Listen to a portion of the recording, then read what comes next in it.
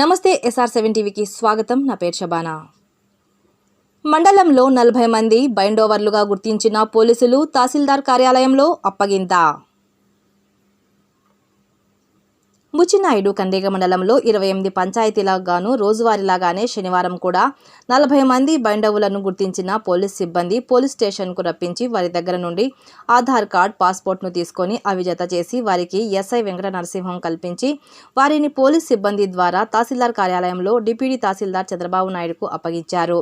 Deputy తహసీల్దార్ జరగబోయే ఎలక్షన్లలో వీధుల్లో ఏ ఒక్కరైనా ఎలాంటి గొడవలు చేసినా, ప్రభుత్వ ఆస్తి నష్టపరిచినా, ఎవరి మీదైనా తగాదాలు పడినా ఈ 40 మందిని పోలీస్ సిబ్బంది కఠినంగా శిక్షించడం జరుగుతుందని, కావున ఎలక్షన్ సమయంలో ఎవరి పని వాళ్ళు చేసుకుంటూ గొడవలకు పోకుండా పద్ధతిగా ఉండాలని, లేకుంటే ఇబ్బందులకు గురవుతారని, ఇది రాష్ట్ర ప్రభుత్వం ఆదేశాల మేరకు గతంలో తగాదులు జరిగి కేసులు నమోదు చేసిన వారిని గుర్తించి ఈ అవగాహన కార్యక్రమం నిర్వహించడం జరుగుతుందని, ఇకనైనా ప్రతి పంచాయతీలోని ప్రజలు ఎన్నికల సమయంలో ఎలాంటి అవాంఛనీయ కార్యక్రమాలకు పాల్పడకుండా ఉండాలని సలహాలు, సూచనలు ఇస్తూ హెచ్చరించడం జరిగింది.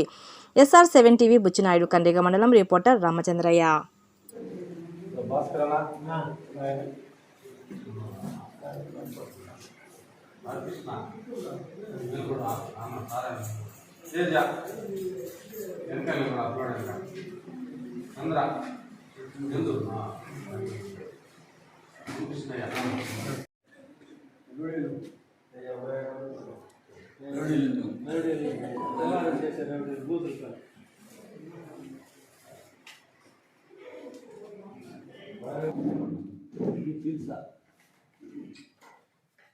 ఇప్పుడు పోలీసు వాళ్ళు మిమ్మల్ని ఎందుకు బయట చేస్తున్నారనే విషయం మీకు తెలుసా?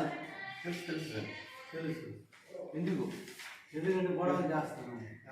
రాబోయే ఎలక్షన్లో ఏదైనా కానీ ఈ విలేజ్లో కానీ ఇంకో దగ్గర కానీ ఏడైనా గలాట్లు చేస్తారేమో అని ఎంత ముందుగా ఉన్న కేసులో తెచ్చుకొని మళ్ళా ఎందుకు బయట చేస్తారంటే ఎందుకంటే రాబోయే ఎలక్షన్లో కూడా మీరు ఏడ గలాట్లు చేయకూడదని 107 సెక్షన్ పెట్టి మేము తీసుకొచ్చింది.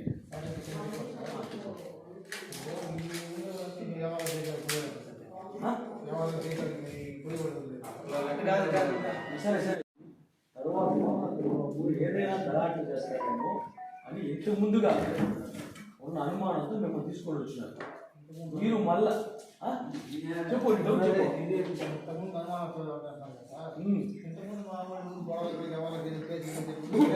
పోలీస్ స్టేషన్ ఆడికి మమ్మల్ని ఎందుకు దొరికొస్తారు?